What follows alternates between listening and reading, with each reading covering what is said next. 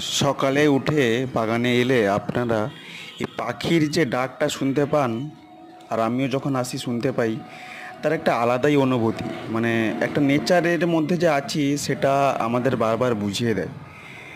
এটা নীলমণি লতা, যেটা রবীন্দ্রনাথ ঠাকুর নাম রেখেছিলেন। আপনি যদি না এই ফুলটাকে সামনে থেকে দেখেন তাহলে বুঝতে পারবেন না যে নীলমণি লতা কেন। সত্যিই নীলমণি, মানে এর কালার যে কম্বিনেশানটা দেখছেন, মানে নীল, হালকা নীল, ডিপ নীল, বেগুনি, এর যে কম্বিনেশানটা না জাস্ট অসাধারণ, মানে আপনাকে পাগল করতে বাধ্য। আর এটা আমার second time blooming. First time blooming অনেক ফুল হয়েছিল, সেকেন্ড টাইমে একটু কম ফুল হয়েছে। এই দেখুন আমি কেমন এই যে পুরনো যে ডাঁটাগুলো আছে ওগুলোকে কেটে দিচ্ছি। ওগুলো কেটে দিলে কী হবে বন্ধুরা, মানে গাছ একটু বাঁচতে সাহায্য পাবে এবং সে আরও বেশি বেশি করে ফুল দেবে এবং আরও বেশিভাবে বাড়বে। এটা যে কোনো ফুলের ক্ষেত্রেই আপনারা কেটে দিবেন পুরনো জিনিস।